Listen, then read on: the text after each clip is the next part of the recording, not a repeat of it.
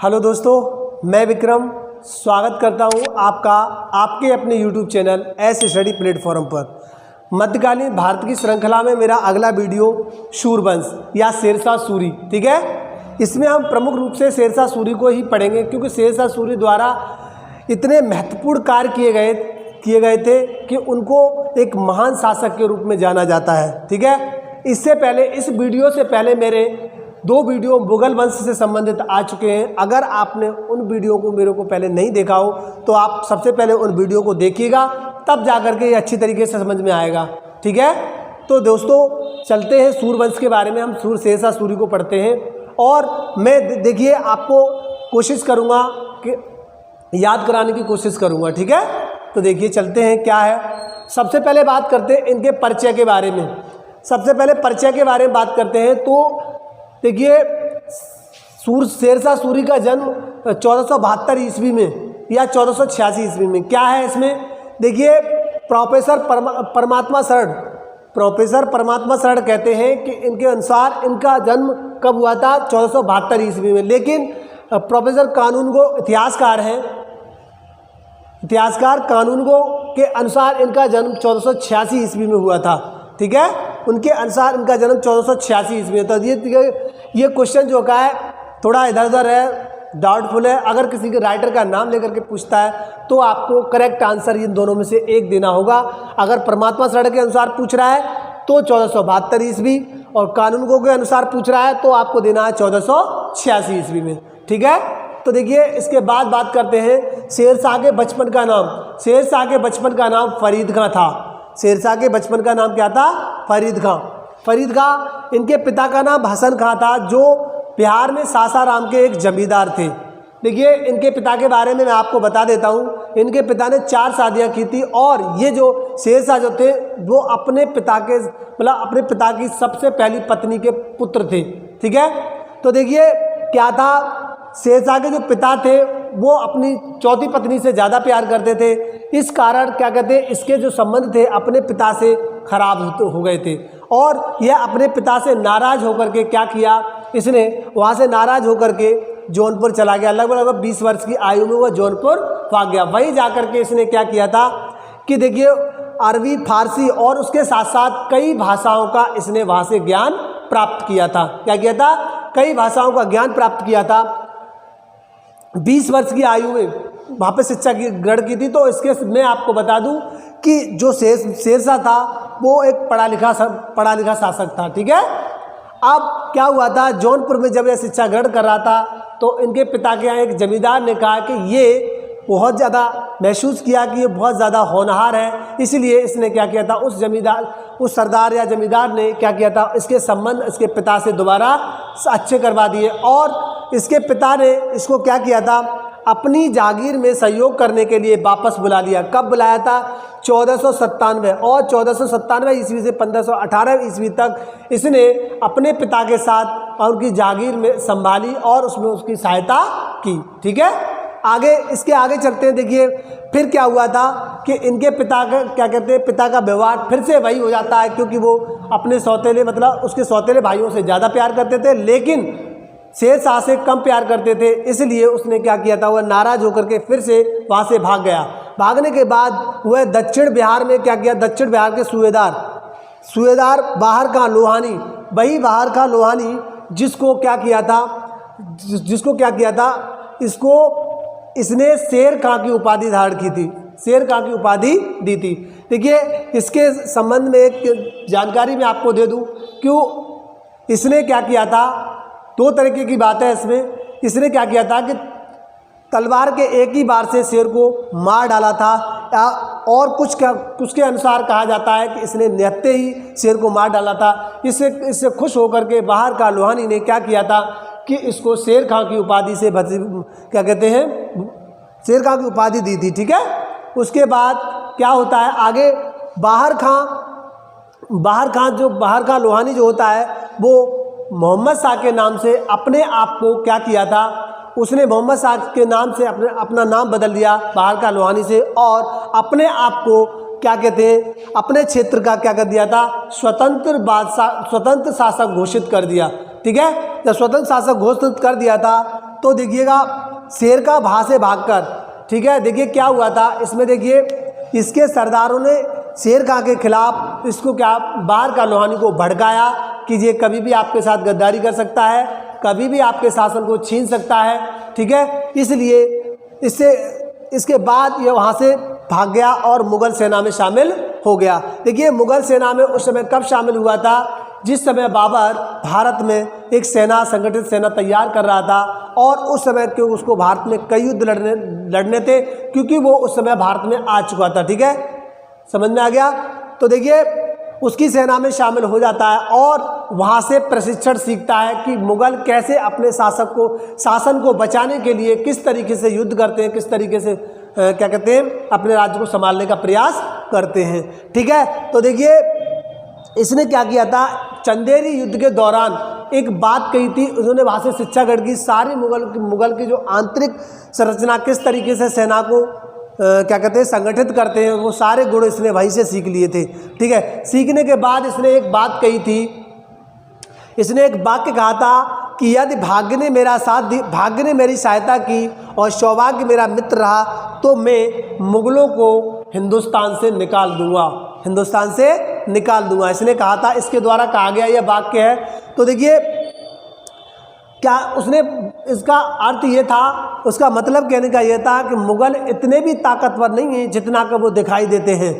तो उसने इस वाक्य को कहा था, यदि भाग्य ने मेरी सहायता की और सौभाग्य मेरा मित्र रहा, तो मैं क्या कहते हैं मुग़लों को हिंदुस्तान से बाहर निकाल दूंगा, ठीक है। तो देखिए एक बात यहाँ से हमको एक शिक्षा मिल जाती है कि अगर हम किसी चीज़ को प्रण कर लेते हैं, किसी प्रण को कर लेते हैं कि हमको ये हासिल करना है, तो व्यक्ति और उसके प्रति उसी तरीके से अगर काम किया जाए तो व्यक्ति, दुनिया की ऐसी कोई चीज़ नहीं है जिसको हासिल नहीं किया जा सकता। इस वाक्य से हमें शेरशाह से हमें ये शिक्षा मिल जाती है, ठीक है। तो सारी चीज़ें देखिए आगे बढ़ते हैं। इसके बाद आगे बढ़ते हैं, शेर खां ने क्या किया था, शेर खां अब क्या करता है, वहाँ से पुनः मुग़ल सेना से भाग करके क्या किया था, पुनः मुग़ल सेना से भाग करके फिर बाहर का अर्थात मोहम्मद शाह के दरबार में आ जाता है और बाहर क्या करते हैं, मोहम्मद शाह उसको फिर से स्वीकार कर लेता है, ठीक है। मोहम्मद शाह फिर से स्वीकार कर लेता है और उसके अपने पुत्र के संरक्षक के रूप में जो जलाल खां पुत्र जो संरक्षक था, उसका पुनः संरक्षक बन जाता है, कौन, शेर खां, ठीक है। तो इसके बाद फिर क्या होता है, देखिए एक और घटना घट जाती है। क्या घटना घट जाती है, जो कि शेर खां के लिए अपॉर्चुनिटी यानी कि लाभदायक होती है। क्या होता है, जो बाहर का लोहानी था अर्थात मोहम्मद शाह, जिसकी मृत्यु हो जाती है, और उसकी मृत्यु के बाद उसने क्या किया, जो उसकी पत्नी थी, उसकी विधवा थी दूदू बेगम, क्या नाम था, दूदू बेगम, उस दूदू बेगम से क्या करता है, वो विवाह कर लेता है। और विवाह करने के साथ ही अगर जब उसके साथ विवाह कर लेता है तो क्या होता है, जब उसने विवाह कर लिया तो क्या किया, वो राज्य भी उसी का हो गया, और अर्थात क्या करते हैं, जलाल खां जो उसका पुत्र था उसके संरक्षक के रूप में प्रधान शासक बन जाता है, ठीक है। क्या होता है, प्रधान शासक बन जाता है। और उसके बाद क्या होता है कि मोहम्मद शाह की तो मृत्यु हो जाती है और जो सरदार होते हैं उनको ये बात बिल्कुल ही कतई हजम नहीं होती है, और वो सोचते हैं, वो कहते हैं, उसके पुत्र को भड़काते हैं, कहते हैं कि जो क्या कहते हैं, शेर खां कुछ समय मुग़ल सेना में था और फिर उसके यहाँ आ गया और देखते ही देखते वो वहाँ का शासक प्रमुख बन गया, ठीक है, प्रमुख शासक बन गया। तो देखिए इस चीज़ से क्या करते हैं, महसूस करके, और क्या कहते हैं, जलाल खां अफ़गान सरदारों के साथ भाग जाता है, ठीक है, अफ़गान सरदारों के साथ बंगाल भाग जाता है। उसके बाद शेर खां के बाद खुला मंच रह जाता है कि वो अपने शासन को पूरी तरीके से मजबूत करे और उस शासन पर अपना अधिकार करे, ठीक है। तो देखिए फिर क्या होता है आगे, शेर खां ने दक्षिण बिहार तक अपना वास्तविक संस्थापक बन गया। अच्छा, दक्षिण बिहार का जो एरिया था मोहम्मद शाह का, उसका वो है वास्तविक शासक बन गया, ठीक है। अब उसके बाद आगे देखिए क्या कहते हैं, अगले उसने क्या किया था, एक उपाधि धारण की थी, हजरत आला की उपाधि धारण की थी। क्या किया था, हजरत आला की उपाधि धारण की थी। उसके बाद एक और बात, 1530 ईस्वी में उसने चुनारगढ़ के किलेदार ताज खां की मृत्यु के बाद उसने क्या किया था, जो लाड़ मलिका से, वो भी विधवा थी, उससे विवाह कर लिया और चुनार के किले पर अधिकार कर लिया। क्या किया था? चुनार किले पर। अब देखिए जो शेर खां एक साधारण सैनिक था, सैनिक से देखिए उसने 2 शादियां करने के बाद में 2 विधवाओं से विवाह करने के बाद में उसने 2 किलो को अपने कब्जे में ले लिया। ठीक है, 2 किलो को कब्जे में ले लिया और उसके बाद वह उसका शासन सत्ता और बड़ा हो गया। ठीक है, अब आते इसके प्रारंभिक संघर्ष के बारे में। ठीक है, देखिए 1532 ईस्वी। अब देखिए एक आपने दोहरिया का युद्ध सुना होगा, दोहरिया का युद्ध, जिस दोहरिया के युद्ध में क्या कहते हैं हुमायूं ने महमूद लोदी को क्या करते हराया था। और इस युद्ध में क्या किया था? महमूद लोदी का सहयोग किसने किया था? शेर खां ने किया था। शेर खां ने किया था, परंतु महमूद शाह लोदी बहुत क्या कहते हैं बड़ी वीरता के साथ लड़ा, लेकिन वो इस युद्ध को जीत नहीं पाया और वहाँ से भाग गया। क्या किया था? और वहाँ से वह भाग गया। भाग जाने के कारण क्या किया था? फिर उसने क्या कहते हैं हुमायूं इस युद्ध को जीत जाता है और जीतने के बाद क्या होता है कि शेर खां क्या कहते हैं वहाँ से आगे बढ़ के चुनार के किले में अपने में चला जाता है। ठीक है, चुनार का किला जो कि उसने क्या किया था?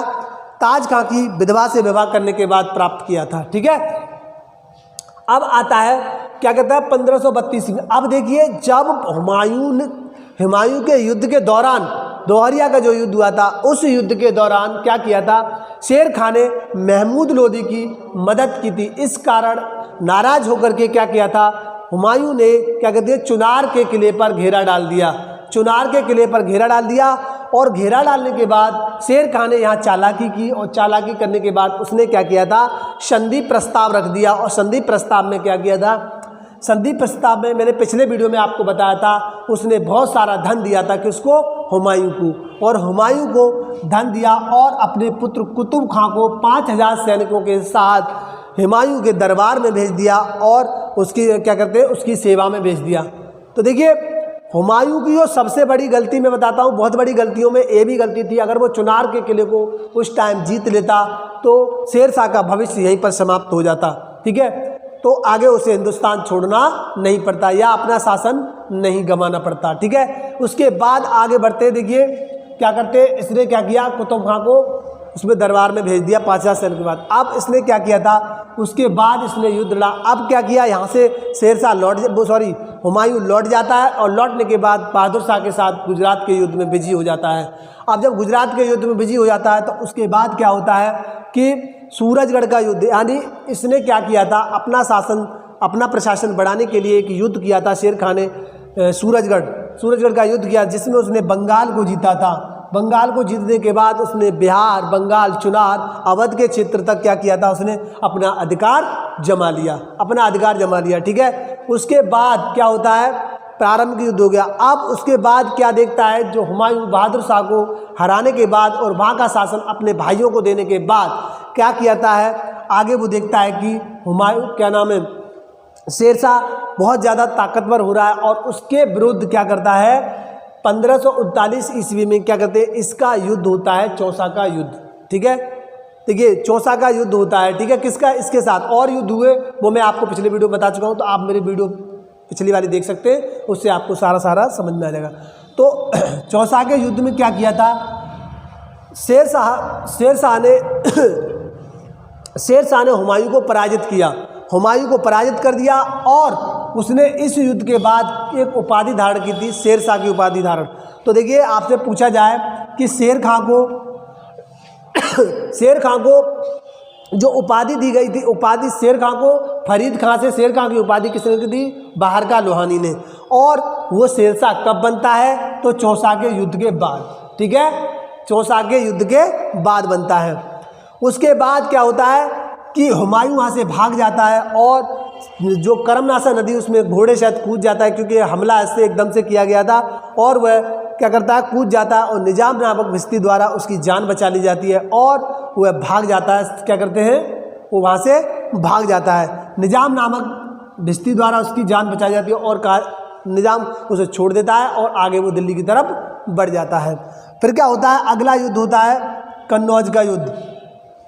कन्नौज का युद्ध या बिलग्राम का युद्ध। ठीक है, बिलग्राम का युद्ध। देखिए इस युद्ध में क्या किया था हुमायूं को शेरशाह ने पूरी तरीके से पराजित किया, पूरी तरीके से उसको ख़त्म कर दिया कुल मिला के। और वह कहाँ भाग गया? सिंध भाग गया, भारत को छोड़ करके वो सिंध भाग गया।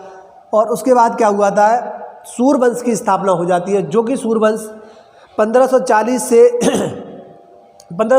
1555 ईस्वी तक रहा था। ठीक है। उसके बाद क्या होता है, साम्राज्य विस्तार। देखिए उसके पास क्या है, आज खुला आसमान बचा और उसने क्या किया था, पूरे शासन सत्ता पर कब्जा कर लिया, क्योंकि हुमायूं तो भाग ही गया।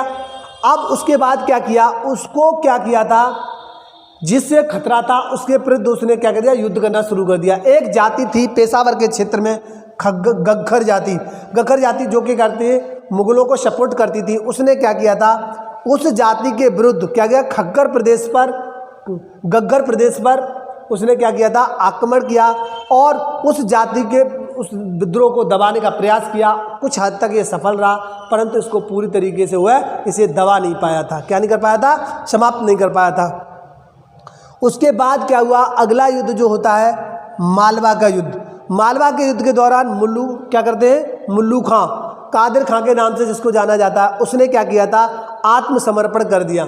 उसने बिना युद्ध करे ही आत्मसमर्पण कर दिया। ठीक है, आत्मसमर्पण कर दिया और उस पर भी उसने कब्जा कर लिया। अब देखिए क्या हुआ, उसने मुगल सत्ता को उखाड़ फेंक दिया।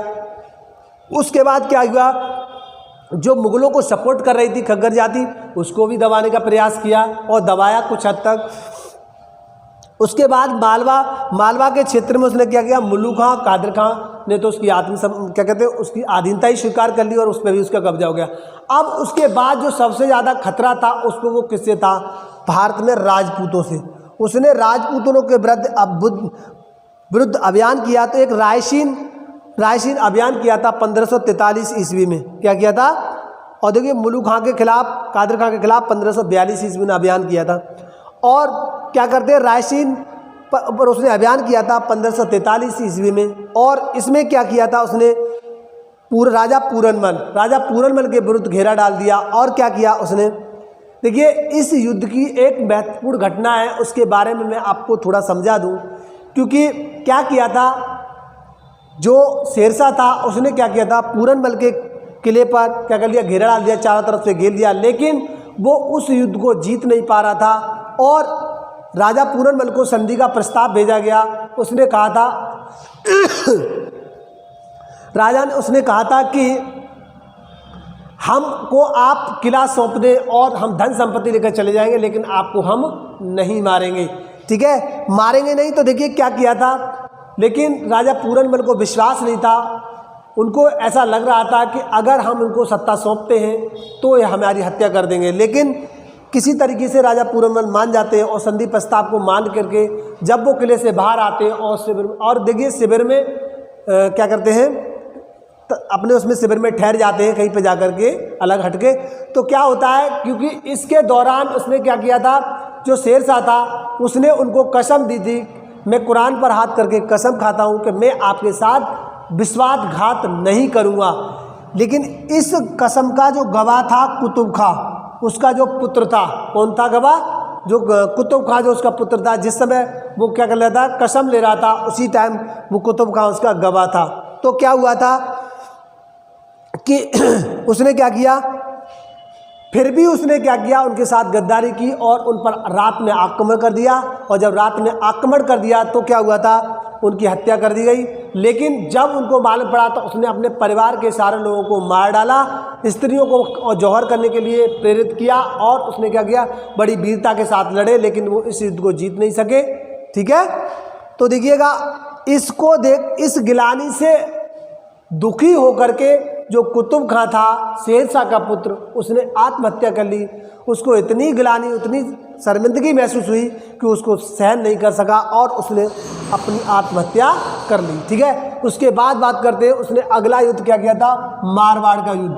देखिए मारवाड़, ठीक है, मारवाड़ के विरुद्ध युद्ध किया था। इस युद्ध में क्या किया, इसने यहाँ भी एक चाल चली, घेरा डाल दिया, कई दिनों तक घेरा डाल दिया गया और इसने एक लेटर तैयार किया, फर्जी लेटर पर लिखा गया था कि उनके सरदारों के नाम से, उसने किया, उनके जो सरदार थे उनके नाम से लिखा कि अगर आप राजा क्या करते हैं, मालदेव पर आक्रमण करते हैं, तो हम इनका साथ नहीं देंगे, हम उनको पकड़ करके तुम्हें सौंप देंगे। और क्या करते हैं, इसी के साथ वो लेटर क्या करता है, किसी भी तरीके से राजा मालदेव के पास पहुंच जाता है और राजा मालदेव को ऐसा विश्वास हो जाता है तो वो युद्ध करने के लिए तैयार, युद्ध करने से इनकार कर देते हैं। लेकिन उनके जो क्या सरदार थे, क्या नाम था उनका, जैता और कुंपा, जैता और कुंपा, उन्होंने अपनी देशभक्ति साबित करने के लिए उन्होंने कहा हम ऐसे गद्दार नहीं हैं। उन्होंने देशभक्ति साबित करने के लिए उससे किससे, शेरशाह से युद्ध किया।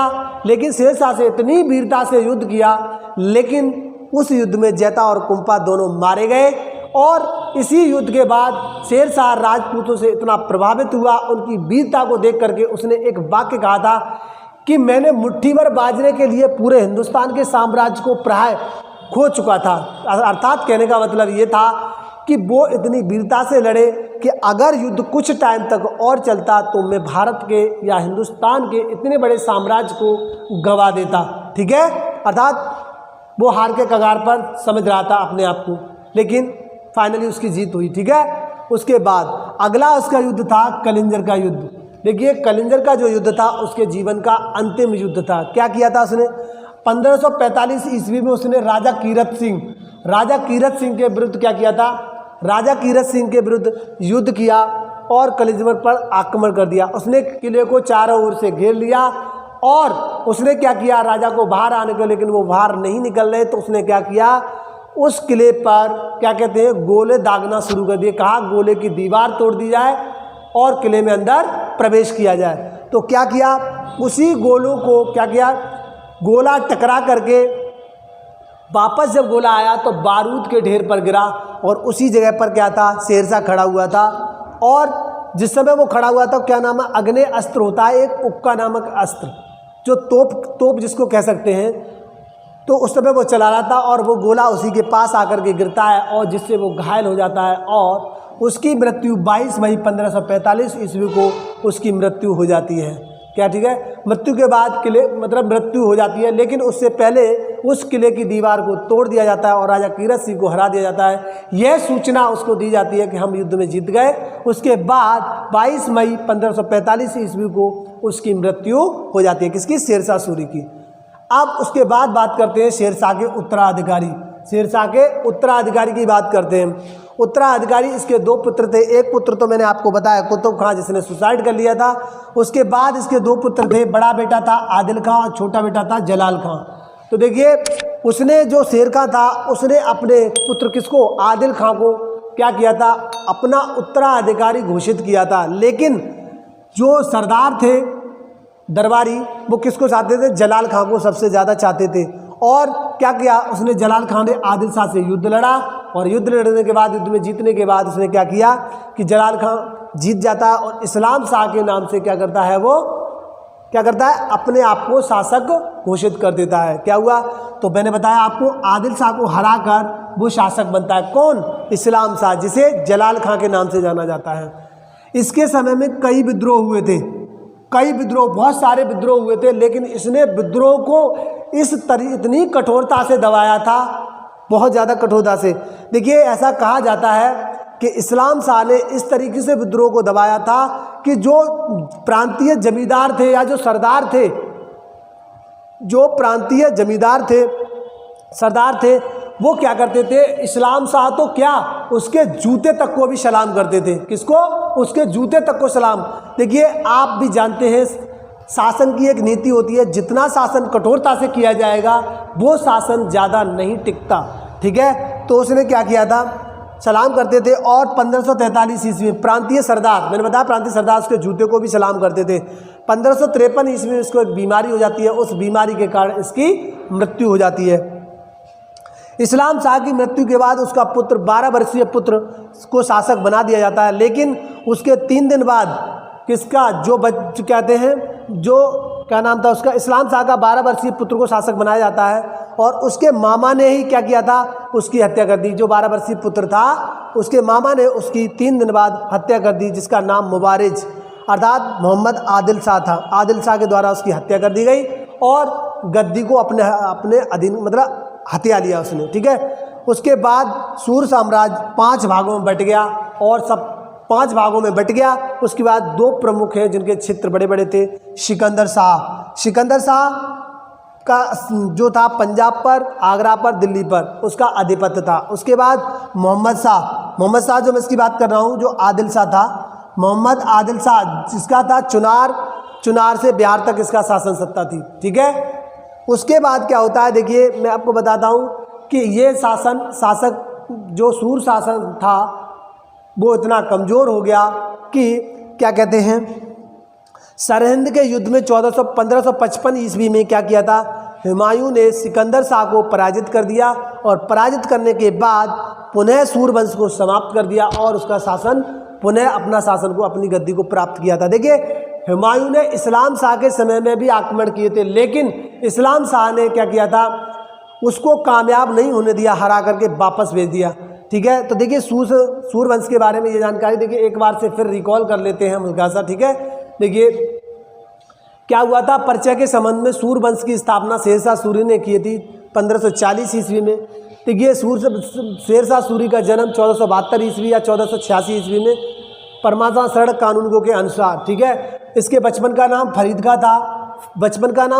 था और पिता का नाम हसन खां, जो सासाराम के जमींदार थे। इनके पिता ने कई शादियां की थी और ये उनकी पहली पत्नी के पुत्र थे। पिता से संबंध खराब होने के कारण तो ये 20 वर्ष की उम्र में वहाँ से जौनपुर भाग जाता है और भागने के बाद यहाँ उसने शिक्षा ग्रहण की। और इसके जो जमींदार कोई सरदार था इनके दरबार में, उन्होंने क्या किया था, उसको समझा करके पुनः उनके संबंध अच्छे करवा दिए। ठीक है, लेकिन फिर वही स्थिति, इसने क्या किया था, 1497 से 1518 ईस्वी तक अपने पिता की जागीर में संयोग किया था और फिर उसके बाद फिर नाराज होकर के फिर भाग जाता है दक्षिण बिहार के सूबेदार बिहार का लोहानी। ठीक है, उसकी नौकरी की और शेर की हत्या करने के कारण इसको शेर खां की उपाधि दी गई। बहार खां ने मोहम्मद शाह के नाम से जब उसने शासन शुरू किया, स्वतंत्र शासक बना, तो यहाँ से भाग करके ये मुगलों की सेना में पहुँच जाता है और वहाँ से प्रशिक्षण प्राप्त करता है। और इसने एक वाक्य कहा था, यदि भाग्य ने मेरा साथ दिया, भाग्य ने मेरी सहायता की और सौभाग्य मेरा मित्र रहा तो मुगलों को हिंदुस्तान से निकाल दूंगा। और ऐसा इसने कर दिया, ऐसा इसने करके दिखाया। अगर सोच बड़ी हो तो काम कोई भी रुक नहीं सकता। ठीक है, ये इससे हमें इसको शिक्षा मिल जाती है। शेर खां पुनः मोहम्मद शाह के यहाँ से भाग करके मोहम्मद शाह के दरबार में पुनः आ जाता है और पुनः उसके पुत्र का संरक्षक बन जाता है। मोहम्मद शाह की विधवा से उसकी मृत्यु के बाद वह दूदू बेगम से विवाह कर लेता है। विवाह करने के बाद उस पर क्या होता है, उसका कब्जा हो जाता है, शासन पर प्रधान पूरा कब्जा कर लेता है उस पर। अब उसके बाद 1530 ईस्वी में चुनारगढ़ के किले पर भी क्या कहते हैं, ताज खां की बेगम से विवाह कर लेता है। विधवा होने के बाद, मरने के बाद उसके, और उसका 2 किलों पर अधिकार हो जाता है। प्रारंभिक संघर्ष में 1532 ईस्वी में उसने महमूद लोदी की सहायता करने के कारण क्या कहते हैं, हुमायूं ने 1532 ईस्वी में इसके किले पर, चुनारगढ़ के किले पर भी अधिकार करने की कोशिश की, लेकिन इसने संधि कर ली चालाकी से और अपने पुत्र को 5000 सैनिकों के साथ उसके दरबार में सेवा में भेज दिया। ठीक है, और उसके बाद इसने सूरजगढ़ का युद्ध, हुमायूं गुजरात में भी जी, और इसने क्या किया था, सूरजगढ़ युद्ध किया जिसमें बंगाल को जीता था। ठीक है, और चुनार अवध के क्षेत्र तक इसने अधिकार कर लिया। चौसा के युद्ध में किसे क्या किया, इसने हुमायूं को पराजित किया और शेरशाह की उपाधि धारण की। ठीक है, और उसी दौरान निजाम नामक भिश्ती ने जब करमनासा नदी में हुमायूं कूद जाता है तो उसकी क्या कहते हैं, जान बचाई। ठीक है, उसके बाद कन्नौज बिलग्राम का युद्ध, इस युद्ध के बाद उसने मुगल सत्ता को एक तरीके से बिल्कुल पूरी तरीके से उखाड़ फेंक दिया और हुमायूं पूरी तरह पराजित होकर भाग गया और सूरवंश की स्थापना हुई और सिंध प्रांत में भाग गया। उसके बाद साम्राज्य विस्तार, इसने खग्गर जाति जो मुगलों को सपोर्ट करती, उसके विरुद्ध उसने आक्रमण किया गग्गर प्रदेश में और उसको दबाने का प्रयास किया। दबा तो नहीं पाया लेकिन कई हद तक बहुत सफल हुआ था। मालवा के युद्ध के दौरान मुलू खां ने उसको आत्मसमर्पण दे दिया अपना। ठीक है, उसके बाद राजपूतों के रायसीन किले पर उसने आक्रमण किया, उस किले को चारों तरफ से घेर लिया और उसने कुरान पर हाथ रखकर कसम खाई और उसका गवाह था कुतुब खां। और उसके बाद उसने क्या किया था, राजा क्या कहते हैं, पूरनमल और उसके परिवार वालों की हत्या कर दी थी।